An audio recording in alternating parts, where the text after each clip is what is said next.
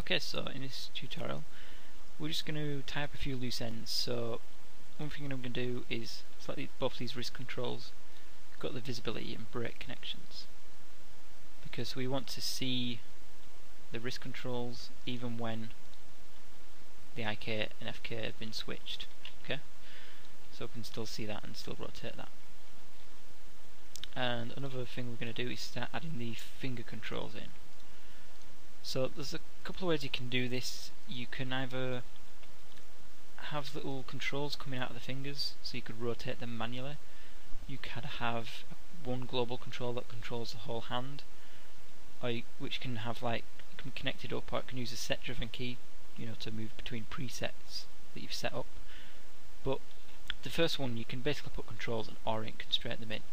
But I tend not to like that because you get loads of controls in this really cramped space for the hand. And if you're doing any finger animation, you'd have to, go between each finger, go between each control, and then the graph editor, you've got so many controls to go between. I just like having it on one control so I can see the entire hand animation on one control. But I don't want it tied to the wrist because we've got the translates, rotates, scales, and the follows for this. So, and the twists and stretches, so I just want to add it to a different control that's solely for hand animation. So to do this,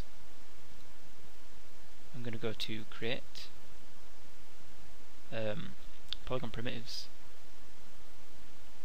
a platonic solid, and I'm just going to grid snap this to the front. So I'll just snap it over here. If for any reason you can't see it, you might have some weird settings, like here I've got the radius to 1 million for some reason, so I'm just reduce that. And I'll just move it up here so I can get it out of the way of the character. So I'm going to get this sort of shape. So we're going to do the same as we did before. I'm going to bring up the script editor. I'm going to clear the top graph, so clicking this first rubber icon which clears the top, so that we can record creating that curve. And then we're just going to go through, double click, so on the curve tool, make sure we're in linear. I'm going to go through and just do the same again. So I'm going to put down the vert snap, taking off wireframe on shaded so I can see the curve as I'm making it, and I'm just going to vert snap to every edge, every vertex.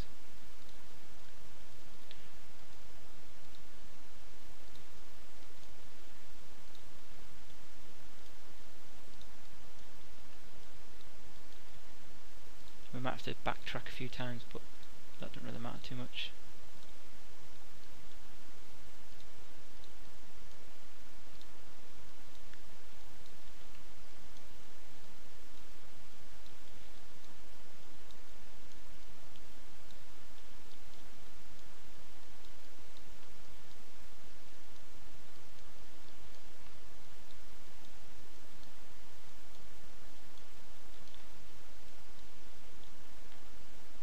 Around, make sure I've got every single corner selected, or corner covered, or edge covered even, and I'll just hit enter. Now we can see we've got that mel code there, so we can copy that.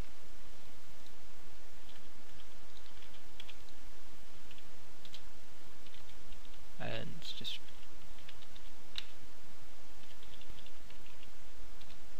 paste that in there in case we need to reuse it later on.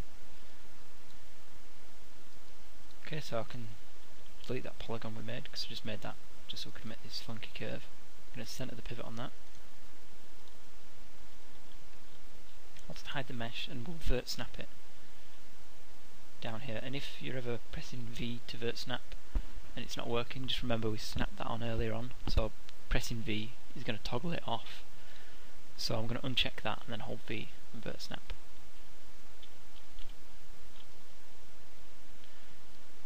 And I'll scale this down, move this up, and I'm just creating this funky curve that's so unique we can't, mistake it for any of these circular curves or any of these box curves. because it's so different we can tell that it's not going to be for anything like that. And then I'll just press insert and I'll snap the pivot down to the wrist. Then I'll delete the history of freeze transformations.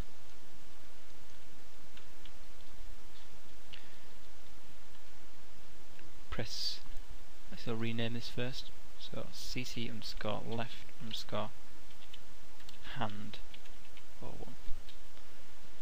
Hit Control D. Snap it back to the other side. Rename this the right 01.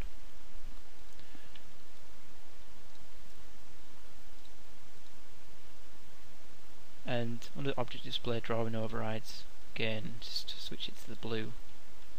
Switch this to the red.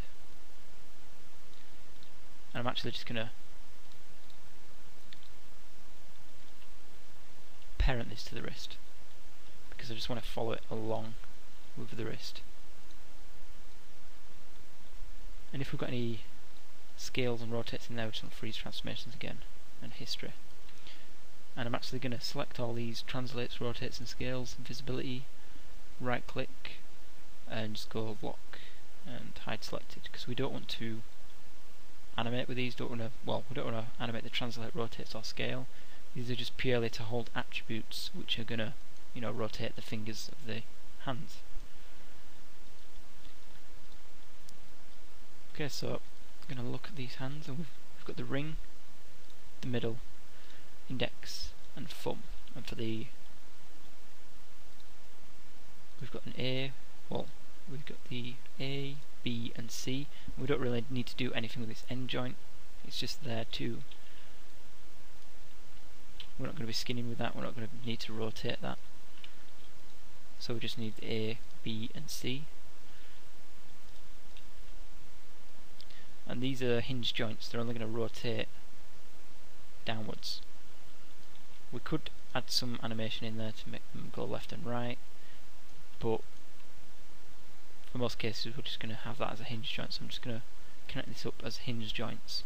So all we're going to have is a ring spread, which is the Y, and then a ring A, which is going to be, the first up and down joint, the hinge joint, a ring B, and then a ring C. I will do the same for each one of these. And for the actual thumb, we might want to add a bit more control in there.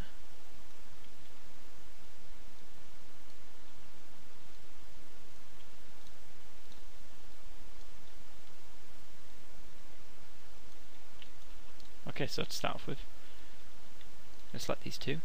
Let's go to Edit, Add Attribute. I'm going to go through, and it's going to be the ring, middle and index, and we'll do the thumb later on. So I'm going to put ring spread. So ring spread, and I'm going to leave the minimum and maximum. We're not going to put anything in there because we're going to link it directly up to the rotations. So that way, if we put 90 degrees in there, it's going to be 90 degrees rotation. So it's going to make sense. And also, it doesn't limit it. So if we want to go beyond, if we want to break his finger and bring it 90 degrees back, we can do so. Let's click Add. So ring spread, ring A. So ring A, B and C. So ring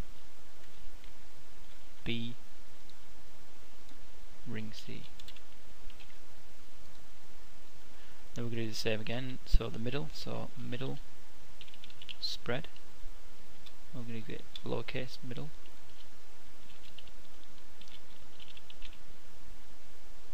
Middle spread. Middle A. Middle B. And middle C. And then index.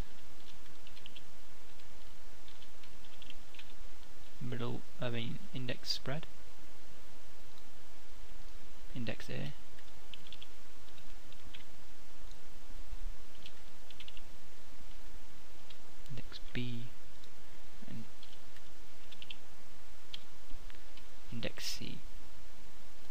tackle the thumb after we set these up. Again, selecting both of them means it's added it on both sides, so we don't have to go ahead and start typing these names again. Okay, so what I'm going to do on the side is all you need to do is Windows Rendering Editors, or General Editors, sorry, and Connection Editor. We can see in here, because we set these up correctly, there is no rotates in here. So if you remember in the first tutorial we snapped these two curves, and that way we could keep clean rotates, and we've got the correct orientations in here, so the hinge joint's just going to be rotating down one, so like this is spread, I mean this is the rotate middle B, so we can just rotate the Z for that. Okay, so with the connection editor, I'm going to reload left, and what we're going to do now is scroll down to the custom attributes, and I'll start with a ring, reload right, and all we need is ring spread, and that's going to be connected to the rotate Y. So I'm going to go down here, find rotate, go to Y. So this now means if I select this, ring spread, you see it's going to be moving that spread, that rotate Y. Okay, moving on, do the same, ring A is going to be the Z, and I'll just reset this back to 0. So it's going to be the Z. Let's test that again. That's the correct, that's working. So now I'm happy that it's working, so I can just go ahead and move on. So reload right, ring B is going to be the rotate Z. Reload right, ring C, rotate Z.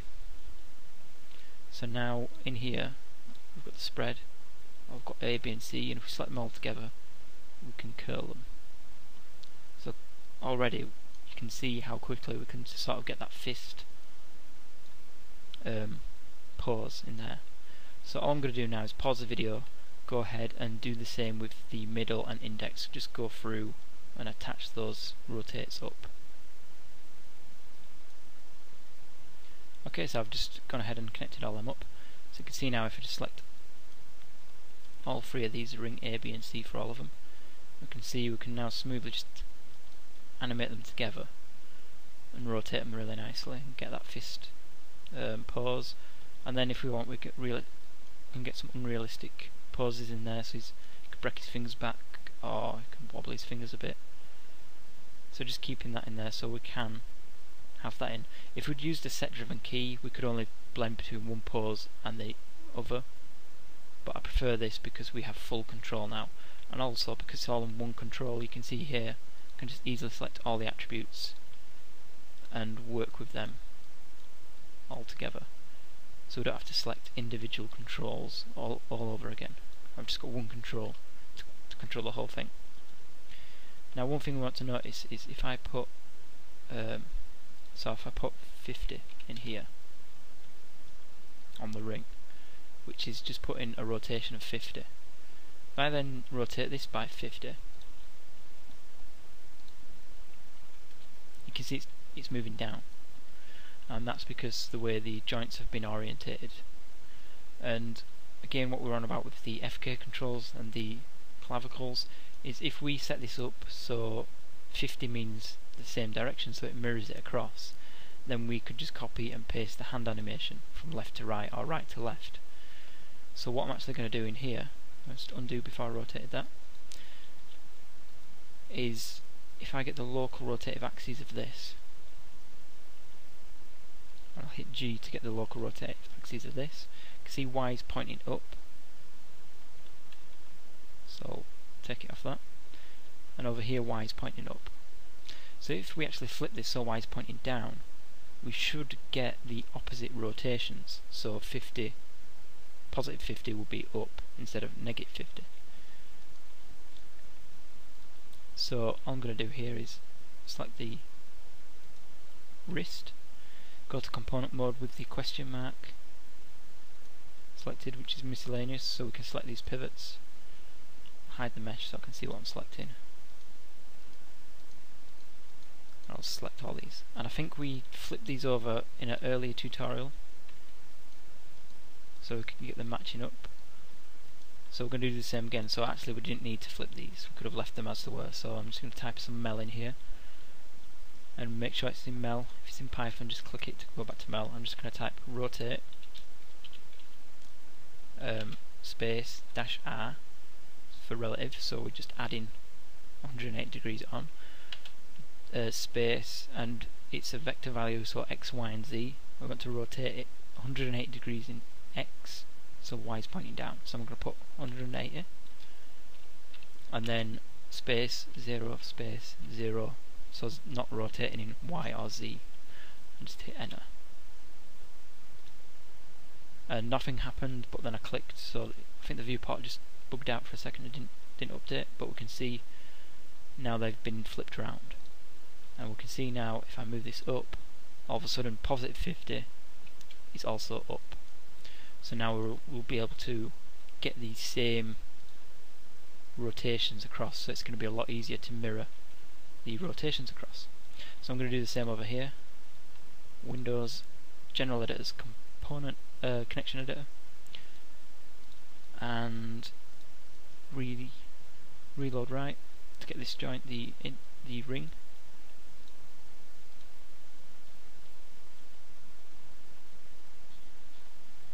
Yep, and all I'm going to do now is just connect the same attributes up. So ring spread is going to be the rotate Y, ring A is going to be the rotate Z, reload right, selecting the next knuckle down, it's going to be the rotate Z again, reload right, ring C, rotate Z. I'm just going to move this off to the side, and what we can see here is if we select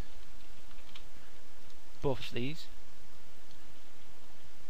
you can see moving the ring A, B and C, middle mouse clicking and dragging, it's mirroring that across. So the animation curves are going to be exactly the same. We don't need to flip 25 to negative 25 when we copy it over. It's going to work perfectly. So this is where just knowing that we can switch the orientations around, we know that later on for the animation we can just copy it over.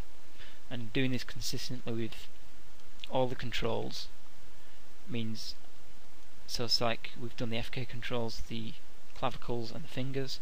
If we have him doing a walk cycle, we can pretty much take one arm and copy the animation across straight away. And we never want to copy animation because it'll become a bit obvious we've copied it. We want to just copy it over and then do some subtle offsets, but we're going to save a lot of time. Okay, so to finish off, I'm just going to pause the video and again go ahead and connect these up again, so the middle spread. So I'm just going to connect the rest of these fingers up. Okay, so we've got that set up now, so just double check these.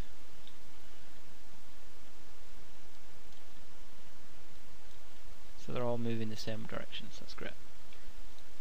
Okay, so now what I'm going to do is just select these two, and what I actually want to do is, for this thumb's quite difficult to try and rotate into place, so I don't just want one spread attribute for this. I want to have the X, Y and Z, so I can try and best match this and rotate into place. And then for these two joints down here, I just want the hinge joints again. So for these two controls, go edit, add attribute, and I'm just going to go to thumb. So I want the thumb spread for that, and then B and then C. So I'll select these again, and I'm just going to put thumb, and I'm going to put, oops, I'll put that there.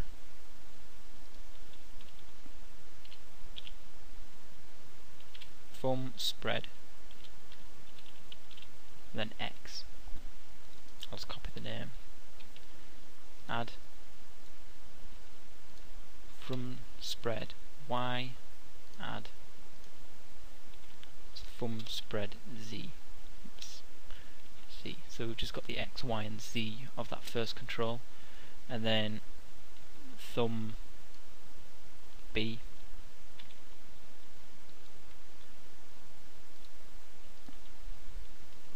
then thumb C. So this will be thumb B and thumb C. So now we can basically just connect these back up again. So Windows, General Editors, Connection Editor, reload left to make sure we've got it in there, reload right. I'm just going to take the thumb spread X, and that's just going to be the rotate X, thumb spread Y and Z. Then take thumb B, reload right, and that's going to be the rotate Z. The next thumb is going to be thumb C, rotate Z.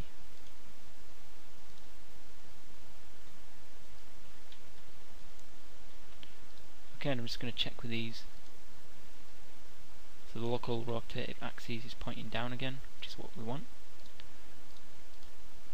Bring up the Windows, General Editors, Connection Editor, and finally just set up these the same way we just did on the other side. So the X is the rotate X, Y, Z. Next joint down will be the thumb B, that's going to be rotate Z, and the same on this last one, thumb C, rotate Z, and with these check, and yep, we can see it's mirroring across to the other side. Okay, cool.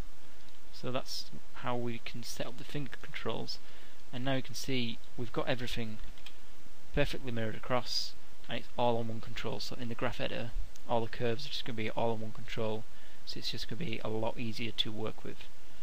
And because it's parented to the wrist, it's just going to follow along, so it's just easier to select.